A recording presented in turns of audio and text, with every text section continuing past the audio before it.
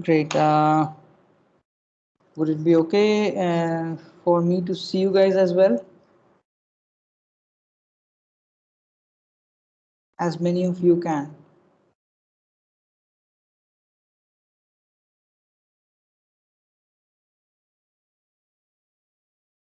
Hi, Fariha. Hello, sir. Okay. Uh, I'm not sure. Have you? So this may not be your first such immersion lectures. I'm guessing you would have attended several more prior to this. All of you. Yes, Okay. sir. We have attended a few lectures. Great. Good to see you, Manoj, Ayush, and several others. I mean, as and when you guys turn on your videos. Again, depending on whether or not you would want to, that is completely fine. Rabitesh, hi. Um, so let's maybe wait for maybe a minute or two, and then we'll get into the grind process. I'll try to make it more conversational. Okay, so it is not going to be a monologue, and I would encourage you guys to talk as much, interrupt me as much as you want to, uh, and and then we'll take things from there on. I believe it's a 1 hour session. Uh, so ideally, what we can do is we can maybe have a 10, 15, or 20 minutes max. I don't think I'll speak for more than 20 minutes. Otherwise, it is going to be a very, very monotonous exercise. It is going to be a much more enriching and fascinating. It would be a much more enriching and fascinating exercise, provided you guys also share some of the things that you would want to talk to your cohort, with me, and so on. Okay, so we will meet formally, of course, 16th August onwards, when your classes begin. Uh, my name is Pradeep Guin. I will be teaching you one of the core courses, which is Introduction to Public Policy. Uh, I would ideally want to hear maybe 3 sentences, maybe 4 sentences, not more than that. And that will also allow you to kind of learn a little bit in terms of trying to prioritize what you would want to speak. If someone asks you to speak in 4 sentences and not more than that, let's say, which again is a very, very critical process, critical aspect in the policy making process. You will learn while you're here in this program. So I take this opportunity to welcome you again, and I hope you're going to like what you've got into. You're going to explore a lot many facets in the policy making process in public policy, and hopefully by the time you graduate 2 years from now, you would think of yourself as making a wise decision to choose a program like this. I'm guessing, how many of you did attend yesterday's commencement lecture by Dr. Balu? I mean, I'm not making any judgment, so no worries. If there are raise hands, that is going to help. Prathamesh, great. Uh, Good to see you, Raj Sheker, Prajakta, Kartik. Okay. Okay. Good to know that several of you have attended. I'm sure that what he talked about, you're going to get. So that was in a bit of flavor as to what policy making is about. Why is it important, and why this space of policy making or public policy process is a very exciting space to be in today. by some, of course, pushed by the current situation, of course, but nonetheless, had there been no such situation, you would still find it important as to understand why policy making and public policy is important. Okay, it's 11:05. Let's formally begin. So I welcome all of you to this session, and so today what what I'm going to talk about a little bit in terms of diversity or diverse voices in the policy making process. These words are, if you look at the meaning of these words in all of it separately, and then you try to kind of mix them together, this is not going to be very difficult for you to understand what each one of these words are, and why is it important to kind of address the diversity. The way I think I'm going to talk about this is about giving you examples, okay? And maybe you can also come up with some examples, and then we can talk about it here and there. Let me see. There are around, let's say, okay, there are around 25 of you, or 3 of you. If I were to finish this exercise in another 15 minutes, let's say it's 10 or 11 or 7, can each one of you take turns quickly to talk about who you are, what you have done before joining this program, and what your interests are? We'll get into this exercise formally as well, but can you guys quickly do this round? Do you want me to name call, or will that help? Fariha? Good morning, sir, and to all my batchmates. Give me okay, just one small bit of disclaimer, not a disclaimer, housekeeping stuff, maybe, if you like. Feel free to call me Pradip. I say this the first thing to my students. It may or may not be, you may or may not like it, but I don't know. I find that address of sir sometimes a little bit uncomfortable, okay? So if that is fine with you, call me Pradip, okay? Yeah, Fariha. So the first task that you guys have to break the ice is not call me sir, good morning sir. Pradip is more than fine, okay? Go ahead, Fariha. Okay. Good morning, Pradeep, and to all my batchmates. It's great to connect with you all here. Since this is just a 4 line or 4 sentences introduction, I'll quickly brief it. My name is Fariha Salman, and I am from Lucknow. I did my BCom in 2019 from Lucknow University. After which, I voluntarily worked with a Lucknow-based NGO. Excuse me, that worked on mental health. After which I started working on a Water Aid India project. So I worked as a project manager in their urban wash project. And to all those who are not familiar with the term WASH, it stands for water and sanitation hygiene. Since I got to work at the management level, I experienced both field level and also the decision making. I'm sorry, sir. Not a problem. Again, that utterance of sir is to be something that you guys, there's nothing called penalty, but had there been anything, good to know that about you, Fariha. We'll talk more about it subsequently in the class. I'll try to connect with you to, let's say, I'm not sure whether you've heard of Arundhati Muralidharan. She is at Water Aid. Good colleague and friend of mine. So again, we can do these connections as and when we talk about Antara. Hi Pradeep. So I'm Antara and I'm from Lucknow, Uttar Pradesh. Okay. I did my graduation from Lady Shri Ram College, Delhi University in History Honours. And talking about my interests, I'm really fond of reading newspapers, books, and my interests lie in public policy research. And I did 2 internships for policy research and data analysis, so that's where my interests are. Great. Thanks, Antara. Prajakta?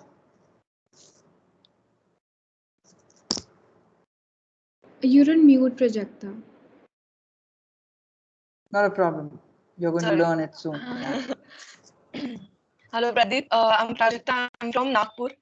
I've done my graduation from Nagpur itself. And yeah, my interest lie in, I like to read books and I'm very interested in politics. So yeah, that's about it, I guess. Great.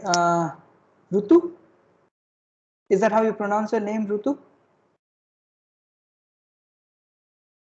You have to unmute? Yes. Great. I'm Ritu. I'm from Baroda. I have done my bachelor's in architecture, and I have been working on field for 1.5 years, and I have worked in urban conservation in the World UNESCO City of Ahmedabad for the preservation of the old Havelis and the monuments.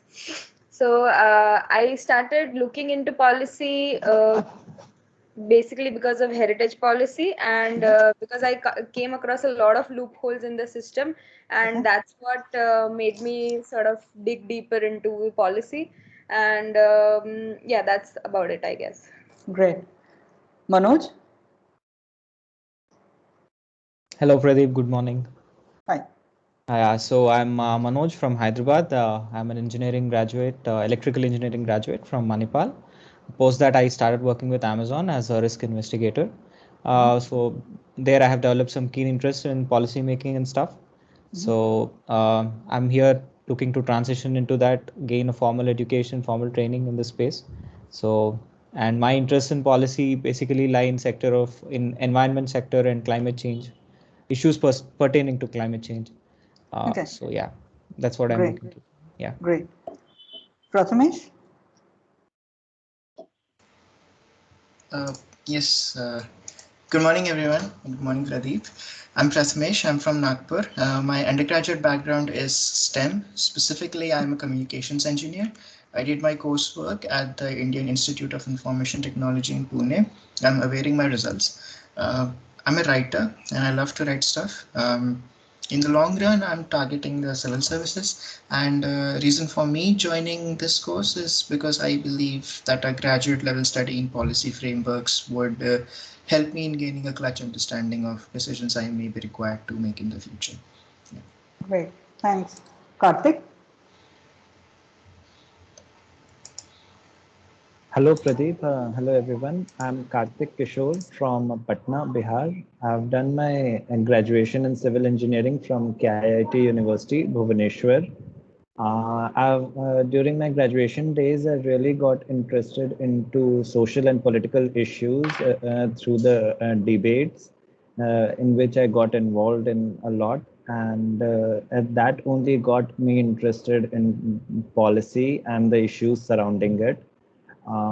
During my graduation days only, I also got an opportunity to be a part of a social internship at Guangdong University for Foreign Studies in Guangzhou, China. And it was a really great experience. It's really amazing joining you all here. Great, thanks. Ayush?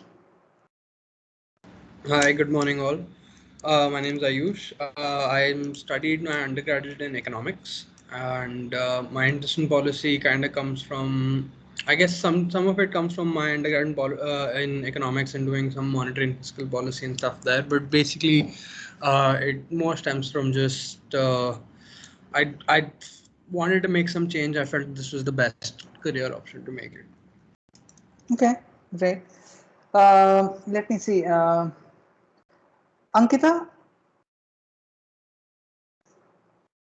So I was speaking out names the way the names were appearing in my screen when the video modes were on, but now I'm looking at the attendees column. So Ankita, have you already spoken? No, I haven't. Okay. I'm sorry, I won't be able to switch on my camera. Not a problem. Not a problem. So people who have not turned on their camera, they don't have to be apologetic about that. It's completely fine. Just focus on saying 4 sentences about yourself. That's it. Sure. So I have done my bachelor's from Bangalore, from Mount Carmel College. I did a triple major in psychology, economics, and sociology. And right after that, I worked at Ernst & Young as a tax analyst. And then I wanted to explore more towards the financial side of the sector. So I joined Goldman Sachs as a data analyst. And before I actually joined Ernst & Young, I had worked at this organization called Janagra in Bangalore. And that's where I think I was introduced more towards urban issues and, citizen activism. And I think I really took that experience there really changed me and made me want to get more involved into, at that point, urban policy. But then when I started to research more about, what are the courses I can do for my master's, because I wanted to do my master's. And I realized that public policy is kind of an amalgamation of the social sciences. And I believe that that really helps me, because I did a amalgamation for my bachelor's as well. I did psychology, economics, and sociology. And I think that's one of the reasons why I chose this course. Until now, I think it's been quite great. All these sessions that we've had have been so fantastic and been so informative. So I'm quite glad I chose this course. Great. Good to know that. Anushka? Hello, good morning. My name is Anushka Tripathi. I did my bachelor in political science and economics. And I kind of like this course because I explored it after reading many things. That's all. Yes, thank you. Great. Okay, Asmita? I think we'll have to wrap this introduction session, let's say not more than by 11:30. I think that the clock is going to tick till that time. And then we'll quickly get into this 10-15 minutes of conversation. Okay. Yeah, it was Asmita Gulecha, I believe. Or you have already spoken? No, sir, I haven't. Okay. Hi, Asmita, madam. So that's how I'll treat people who call me sir. I'm going to call them sir back if he's a male, or madam if it's a female student. Asmita? Yeah. Hello, everyone. My name is Asmita. I'm from Rajasthan, and I did my graduation in political science and philosophy from University of Delhi. And I always found myself like in social sciences and humanities and so Asmita, your voice is little bit cracking or robotic. I'm not sure. Maybe you'll have to change position. The network here is, okay. The network here is actually really bad because it's been raining since yesterday. Okay. Okay. Not a problem. Augustus? Yeah, hi, can everyone hear me? Yeah, also it goes to all, please correct me if I'm pronouncing your name incorrectly, okay? I'll try to remember and I'll try to pronounce everybody's name as correctly as possible. So yeah, feel free to. So hi Pradip, hi everyone. I know my name's a handful, so just call me Jeff. I know it's pretty convenient, so I'll be quick about myself. I did my BBA in finance from Christ University back in 2019.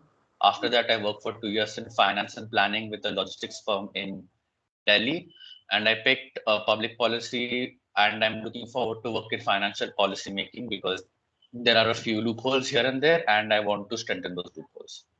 Yeah, that's about it. Great. I believe Ayush has spoken.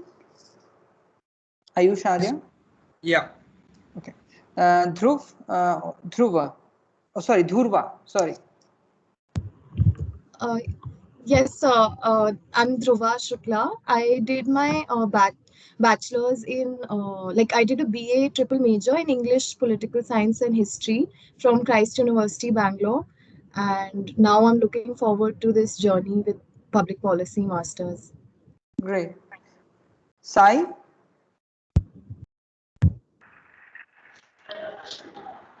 Hello. Good morning, everyone. Good morning, Pradip. And I'm Sai Dinesh. I am from Andhra Pradesh, Chittoor, and I did my graduation in BTech Mechanical in 2018. And later worked as a project assistant in the like it's totally with my background is engineering stuff itself. Okay. And I found my interest in public policy while I was volunteering for an organization called Bhumi. And my interest in public policy lies in the area of environmental and climate change issues. And Okay. I look forward to working in decentralization issues like. Great. Kartik Kishore, Thank I you. believe, thanks Sai. Kartik, I believe you have spoken? Yes, sir. Yes, okay. Raj Sheker? Yes. Good morning, Pradip, and good morning, everyone. So I'm Raj Sheker. I have done my bachelor's in urban and regional planning at School of Planning and Architecture, Hyderabad. So during my bachelor's, I have interned 6 months at National Institute of Urban Management, and it was a privilege that I have worked with Zindal JSGP alumni, and they have shared their moments at JGU. So I felt it is very awesome, and also I have provided with offer letter at the same organization to work as a knowledge manager, but Okay. I have chose to pursue my masters first. Great. Great. Manoj, you have spoken. Mariyam? Yeah, good morning everyone. My name is Mariyam and I'm from Kerala. So I did my undergraduate in economics from Xavier's Bombay. And through the course of my undergraduate degree, I developed a keen interest in employment policies and migration policies. And that's why I'm here. Great. Niharika?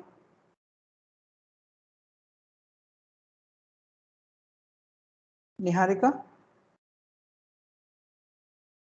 Niranjana? Good morning, Pradip. Am I audible? Yes. Hi, everyone. I'm Niranjana. I'm from Kerala. I completed my bachelor's in English language and literature from St. Teresa's College. I'm results awaiting. And talking about interest, it's basically reading, debating, and money. And I believe that public policy is legislation brought in with the aim of benefiting or impacting the electorate in some way.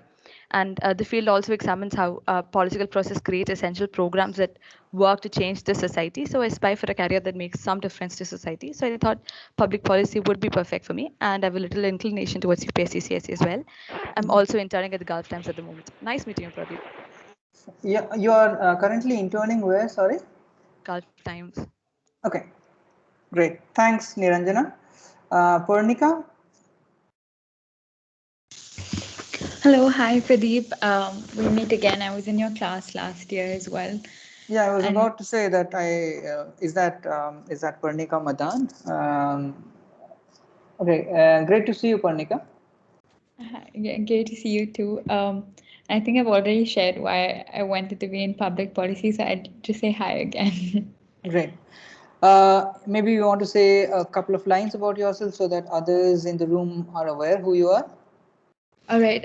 So I did my bachelor's in media management, and then I worked with Vogue and GQ. But then while I was working there, I realized the lockdown happened, so I came back home.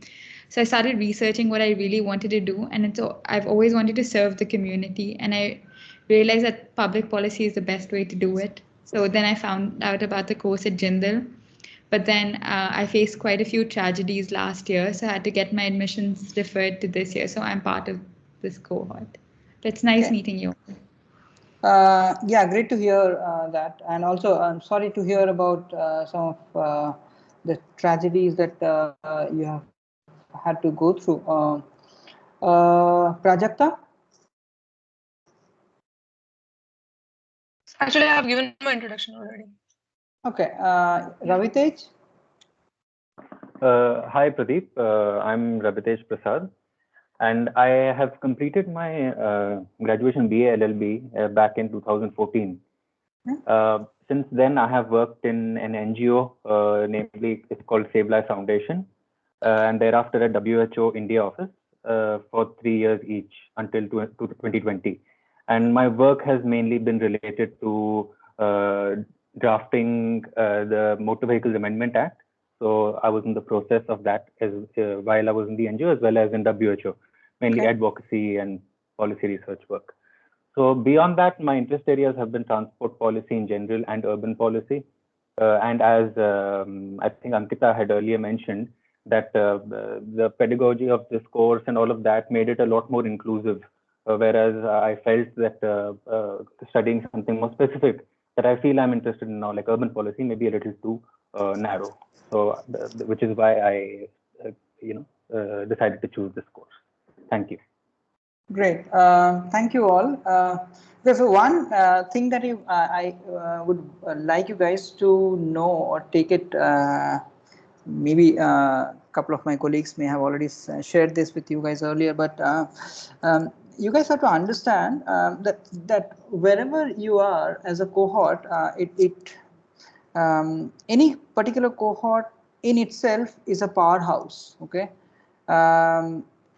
Public policy cohort, not because I have a PhD in public policy, but because of the fact that what public policy tries to bring in is in a way try to comprehend diverse voices, okay, in this whole policy making process. And when you try to kind of comprehend or bring together all the diversity that is there, I hope you agree that that kind of unanimity, even if there is a lot of diversity, you get a flavor of various things, right? So if you are eating something, it has a lot of ingredients, right? And so together it makes a product, right? So policy is basically an amalgamation of a lot of ingredients. And these ingredients are basically the diverse things that are there, okay, in the overall space. So, and that final product is what is going to make anything and everything a powerhouse, right? So you learned about some of your colleagues who are going to be there with you, sharing this space with you for at least 2 years, and God knows for how many years outside of these 2 years, because you guys are going to form some kind of bond here outside of this program, and some of it is going to stay lifelong, let's say. So trying to kind of let different voices be heard, whether you agree or not, that is a separate topic at first, which is going to come subsequently. But at the first place itself, to be able to respect diversity, to be able to understand what each one of you are going to bring in to the plate, and when I say plate, to this discussion on about your course, about your stay here, that is all it matters. How much of it you allow, and the more of it you allow, the more you will find yourself that, okay, you would have certainly missed that problem, or you would have certainly missed that angle, just because you have a training in one stream, let's say, right? So people in your cohort, they have training in engineering, in history, in political science, in literature, in architecture, and many more, right? Some of you have worked, most of you have worked, let's say. So what you're also going to bring in to this table is that rich experience of maybe 2 years, 5 years, 7 years, whatever many number of years that you have worked on, right? And while you're bringing in that experience, you're also bringing in the kind of sensitivity, right, which is very much required in terms of trying to look at any problem, right? So policy making, why it happens, essentially because we have, as a community, there essentially and evidently you will, any particular community will have problems. Do we like that? Possibly not. Can we escape from that? possibly not again, right? So our existence is such that we will be surrounded by problems at any given point in time, right? What do we do with those problems is basically what policy making is all about. Okay, I'll not get into the theoretical part of it. There is a lot of time when you're going to immerse yourself in the theory part of it. But try to understand about any particular problem, okay?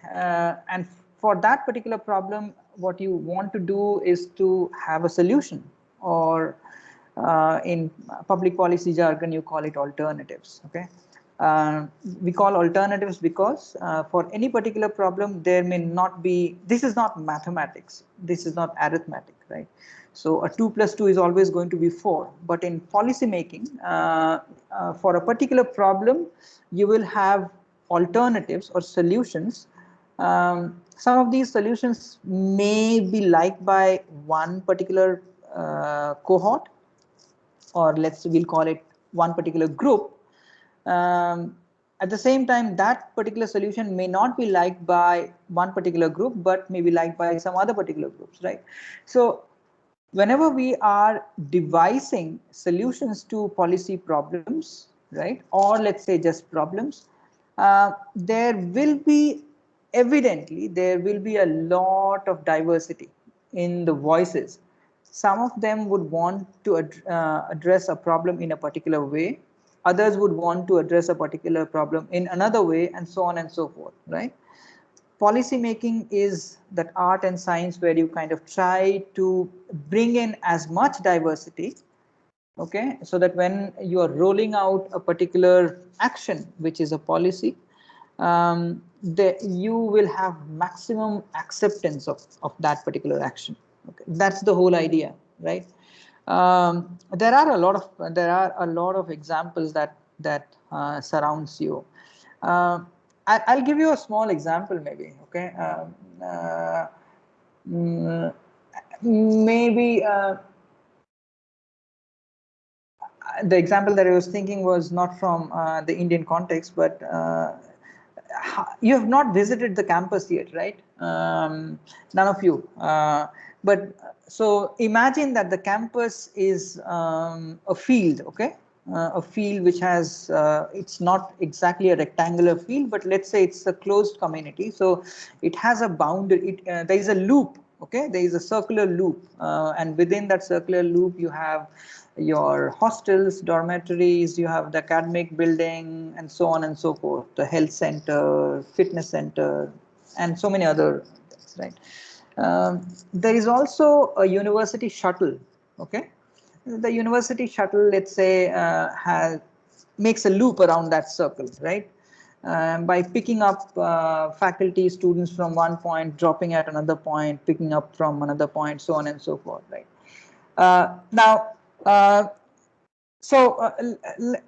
The university administration here, let's say, wanted to start a university shuttle route. So at first place, they would want to identify or explore which is the shuttle route which is going to cater to the most number of university residents of people, right?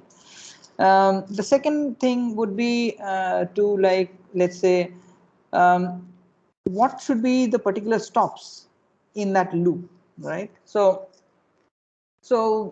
and what makes anyone think that where should a particular stop be designated and where should a particular stop not be designated?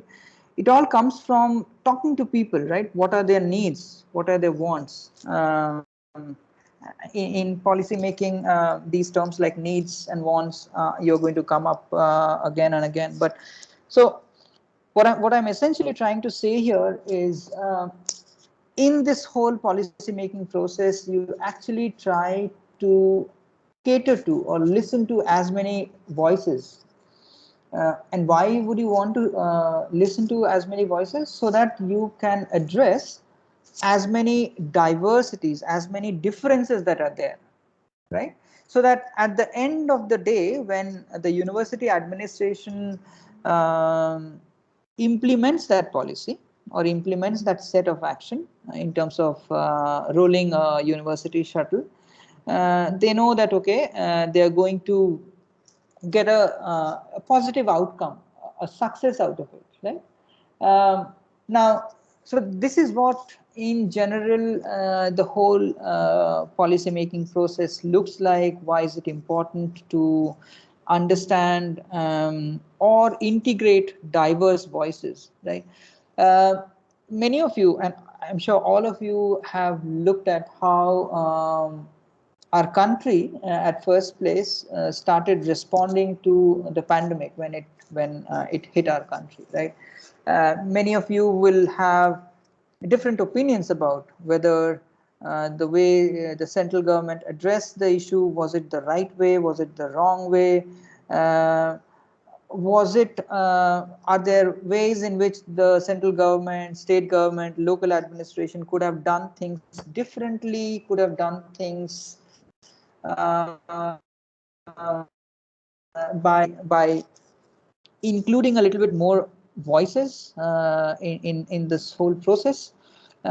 Could we have saved our selves from being the way we were a couple of months ago, a couple of years ago, let's say?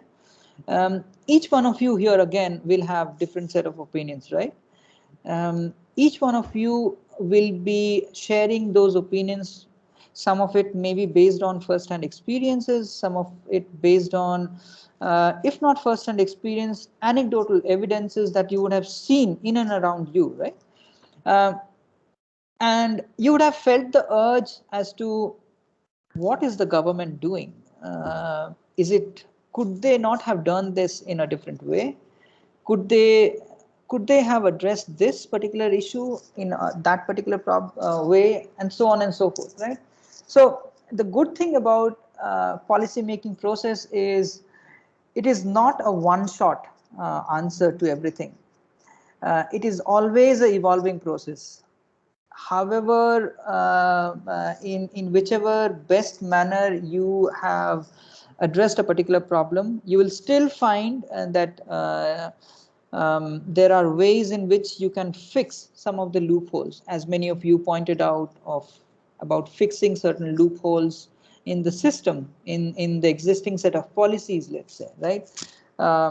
So what I'm trying to say here is diversity makes policy making what policy making should be about. If you close the door, if you shut yourself from not trying to imbibe, from not trying to get or hear those diverse voices, you are going to make a set of actions or policies which may not be amenable to producing certain set of outcomes that you would have wanted. Many times you would have heard, and you may hear a lot many times going forward, that making policies in an air-conditioned room, a closed air-conditioned room in Delhi, is not something that is going to last long, right? Why do we say that? Most often we say that because we need to, there is a need to contextualize a particular problem, right? I am completely oblivious to what my constituents or a particular set of people in rural Andhra Pradesh or a tribal community in Jharkhand would want. If I am not privy to their needs, right? If I am not, if I'm not sensitive to what they want and how they want it, right? I may be best at designing policies. I may be best at trying to understand, okay, this set of policy is going to bring in this set of outcome. And I've done all my cost benefit analysis. I've done all my risk analysis and everything of that sort, right? But you will be very, very astonished to find that when certain set of policies are implemented, they fall flat. They fall flat because A, there are no takers of those policies for whom those policies were implemented for, right, at the first place. And why would that be the case? Because the set of policies or the set of actions, they have not been sensitive to the need of the stakeholders, one particular group of stakeholders, right? So what I'm trying to say here is policy making is an important process. Eventually, you are going to immerse yourself in doing that during the course, outside of the course, and so on. But it is always very, very important to understand, to appreciate the diverse voices. The more you are appreciative of those diverse voices, the more you will find the way you're going to make certain policies, you're going to address a particular set of problem in a much more holistic manner. And the more holistic way in which you are addressing a particular problem is going to make you more aware of what kind of solutions should you propose for a particular problem. Does that make sense? Does that make sense to all of you? If you have, yeah, so that in essence is what diversity is about, or importance of diversity is about. If you fail to kind of incorporate those diverse voices, you certainly are missing out a lot. You are missing out a lot in terms of the time and resource and all of that that you would eventually invest in making policies and things like that, if you do not include those diverse voices, right? So maybe I can think of, there are several examples. Rutu mentioned about certain set of loopholes that are there in the urban policy space, which are not amenable to, or they do not take into consideration what is required to be able to I think you mentioned about restoring, let's say, historical sites, right? So to be able to restore historical sites, you need help from a lot many departments. Archaeology is one major department, right? But then apart from archaeology, there are a lot many other departments from whom you would need that help from, right? So let's say that a particular archaeological site in older part of Ahmedabad there is a new construction that is happening just outside of a archaeological site, right? What would someone who has her heart and brain and everything in trying to restore a particular archaeological site would want from the other departments? So if there is a construction happening just immediately outside of that archaeological site, the construction that is happening just outside should be performed in such a way so that it does not at first place damage that heritage building at first place, right?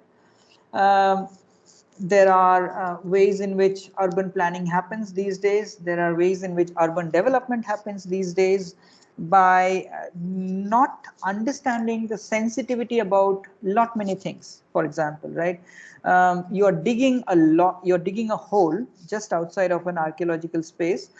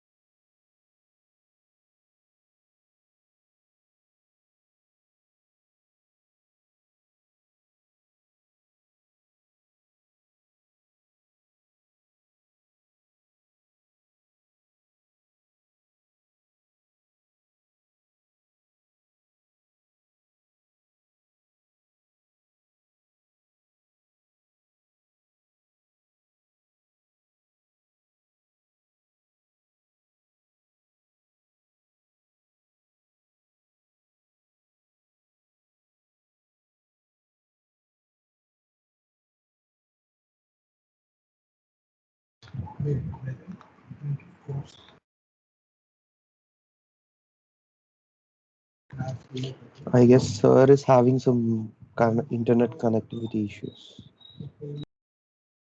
Yeah, he's joined, I guess. He's joined back. Yeah, bear with me. Right. Bear with me. Yeah, there was a internet glitch. Yeah, so these are all part. These are all different flavors. You know, this is all part of this whole new ecosystem that we are in actually. So, so we were talking about. There will be electric cable that is going under. There is going to be internet cable, long internet cable, and things like that, right? Rutu, as an urban conservationist, let's say, would be worried about what is going to happen to that old site, right? So she alone cannot do much if she is not able to get help from a lot many other departments, right? And those lot many other department includes, let's say, the public works department, the PWD, the sanitation department, and many other departments, right? So to be able to address a particular problem, all you need is to hear as many different voices and be appreciative about that. Yes, for a particular problem there will certainly be a different set of voices, and what best we can do to address those different set of voices. Now this policy making process is always like a tussle that is happening among different stakeholders in a boxing ring, right? One stakeholder would want to win always, but the beauty about policy making process is it is not always about, and it should not be always about, that one particular stakeholder wins. If there is one particular stakeholder that is winning the fight, then actually that is happening by strangulating or by killing different voices. And maybe you could win and you could be on the top for maybe some time, maybe couple of months, maybe couple of years, but then because of the unrest that brews with several other stakeholders about a particular problem, it is always going to burst someday, right? So that's what policy making is about. That's what trying to address these different set of voices is about, the importance of addressing different set of voices. I'm sure you will be able to identify and you will also be able to understand what those different set of voices are. This is not an exercise, but just try to think about a particular problem that you are passionate about, and just try to think about what, who could be the different voices, where from different voices can come to address that particular problem, right? When you're able to do that, you actually have won half the battle in terms of trying to at least identify who the different voices are, right? And then you try to kind of create a space so that you are able to bring in all those different voices, so that there is a kind of communication that starts happening, right? And that information sharing that happens. Is it can you bring all the stakeholders or all the different voices in one room at one time? Possibly not. That is also again a challenge that you're going to find and appreciate in due course, right? So yeah, I'll stop here, and if you have questions, comments, to make, please feel free to use the raise hand feature, so that I know who wants to speak when. Yeah, and anything that you liked, you disliked, feel free to talk about that. Antara? Yes, Pradeep. So, since we're talking about bringing in diverse voices, and you just mentioned that we need to create a space where all stakeholders need to be kept in mind. But my question is usually these stakeholders, suppose there are two opposing voices, and of course, there is diversity. So, it's very difficult for a policy maker to get in both these voices in one because there are opposing voices here. So, then how should we go about so that there is a holistic approach to that particular problem? So that's where your role as a policy analyst basically kicks in.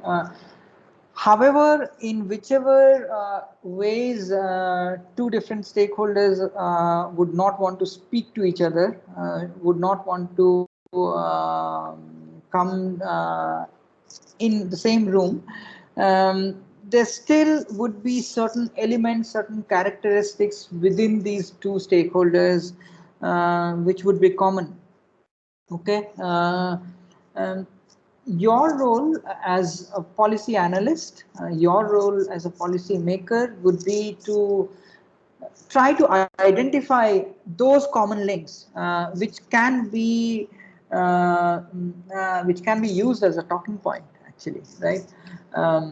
Do we not have fights among people? We certainly do have fights among people, right? Uh, and some of those fights can be bitter, very, very bitter, can have some very not so pleasant results, let's say, let me put it that way, right? But still, to be able to coexist, we need to, there is a need to having a dialogue, right? And so we would essentially want to try to kind of think about those aspects first, and then maybe talk to each party separately and try to kind of bring them together. It is policy making is one of the most fascinating profession. It is also one of the most challenging profession. Rightly because it is not always easy to kind of bring in two different people who do not want to see eye to eye. But that's again is also, had you been an economist, okay, or had someone been an economist by training, okay, ideally an economist would try to talk to both these parties from an economist perspective and nothing else, right?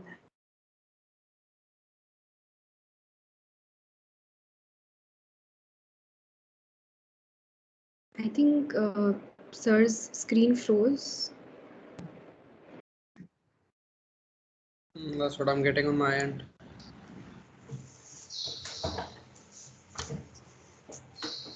Okay, sorry about that. This is a complete coincidence. But anyway, we'll live with it. So what I was trying to say was, I think I lost my thought. Where were I, Antara? An economist will only think. So an economist will ideally think and will be able to talk about with the two opposing people only from an economist perspective, or only by bringing in the elements from how she or he has been trained in one field, right? Public policy is an amalgamation of as many fields as you can think about. As a school student, I honestly did not appreciate history lessons, okay? But I think I like and appreciate history to the best I can, even though I've not had a formal training in history now as a policy analyst or as a public policy professional. Because it is very important for you to also understand a problem from a historical perspective. It is also important at the same time to understand a problem from a cultural perspective, from a social perspective, from a anthropological perspective, from a geographical perspective, from an economical perspective. And so whatever field or streams that one can think of, policy making is a platform where you can provide space to as many of these fields.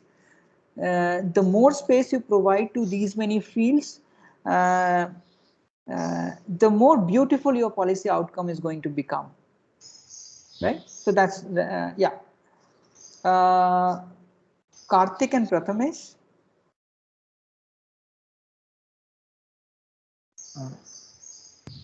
Should I go first? Yeah, go ahead. Yeah, sir, you in your session that we just had right now, you talked about including the diverse voices and more stakeholders of that particular issue. So there are phenomena called direct democracy and grassroots democracy in countries like Switzerland and Scandinavian countries. So my question is, in a so much populated country and a diverse country like India, is it possible to even dream of having such a system or such an environment where we can have all the stakeholders, if most of the stakeholders, if not all, and have direct contact with public, that public policy, that public thing, so people can have a direct say in the policy that is being made for them. We are talking about including most of them, but what is the mechanism of how can we actually think of including such a diverse and in such a populated country? Great. So I'll give you one example, okay? One more example, and maybe you can, you'll be able to visualize an answer on your own. I don't deal, I'm not into education policy, but you have heard about the National Education Policy 2020, right?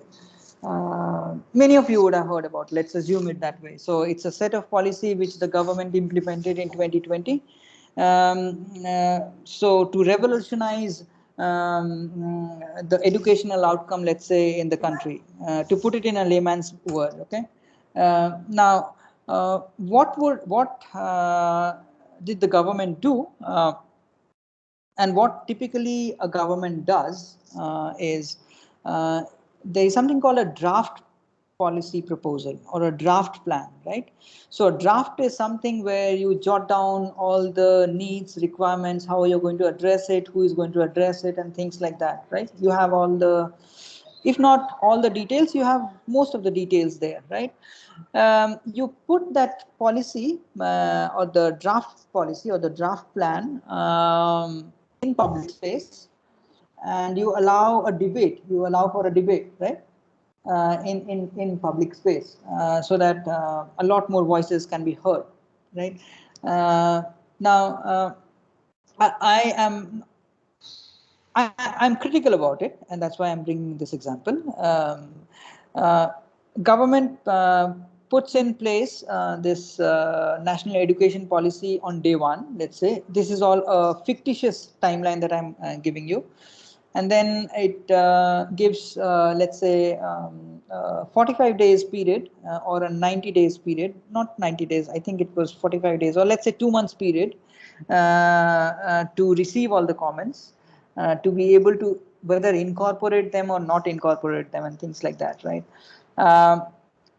But there was a lot hue and cry about, and from various corners, that the time that the government is offering to have a discussion on the draft policy plan is not enough, right?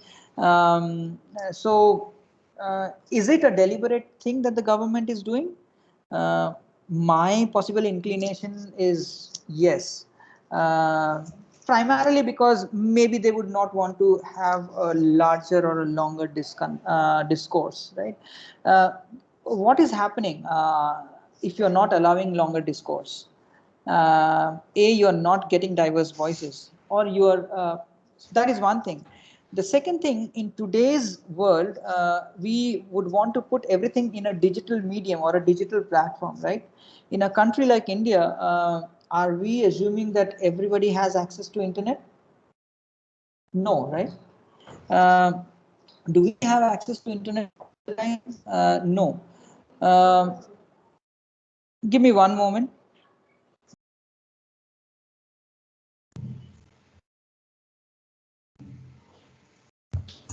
Yeah, so do everyone has access to internet all the time? Possibly not, right? So what we would ideally want from our government is to allow as much space and as much time so that everybody has privy to that document and can make comments. Are we also at the same time assuming that all one point or whosoever is literate enough will have time to read those document or that document and provide feedback? No, right? So we have to do we are trying to do a cost benefit. We are trying to do a check and balances in some way or the other, right? And we always want to maximize that. So is it possible to include all the voices or most of the voices in the policy making process? It is possible, provided there is an intent from the policymakers side to be able to provide that space where they would want to hear as many voices, right? A policy maker also have certain limitations. They cannot operate, let's say, in an open-ended format. So you can't just roll out a draft plan and let it be a draft plan for 5 years, right? So they also have certain limitations. They are also working on electoral cycle, right? So at the same time, when they are proposing a plan, they would want to implement that, and if possible, not if possible, in all likelihood, have some positive results so that they can talk about that positive result when they are going to the next electoral cycle, right? So there are a lot of things. So in policy making process, we have to be mindful about all these perspectives at the same time, and to have a balance in all these perspectives is what an ace policymaker typically does. Make sense, Kartik? Yes, Prathamesh? Yes, sir. Yes, Pradeep. So my question basically revolves around back channeling. Do you think it's like fraudulent to the people because it's the talks are hidden from them, or do you think that it's an important aspect of national and international policy making? I'm talking of back channeling in the sense that when it's done for to avoid a PR problem or to like avoid discussions from spreading into any large group of stakeholders. National security is a different thing there. I guess back channeling is justified, but I'm talking of the situations where it is done to avoid a PR problem. Again, it depends on what is the requirement of a particular set of problem. You yourself gave an example of national security. Let's say we cannot put everything on plate for everyone to consume when it comes to national security, right? But on other areas, do we need to talk to people? Ideally, yes.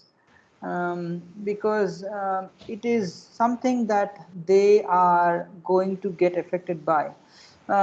We talk about public goods. You heard Dr. Balu say yesterday how the definition of public good itself is evolving, changing with every passing day, right?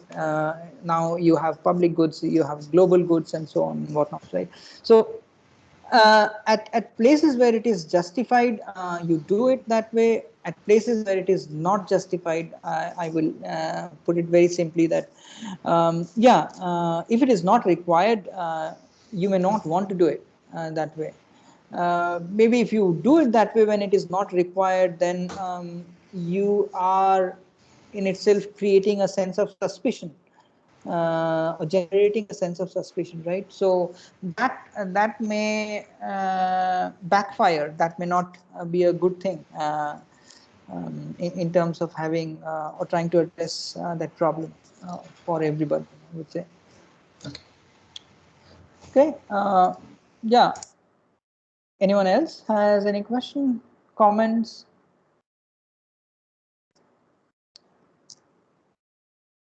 Yes, no?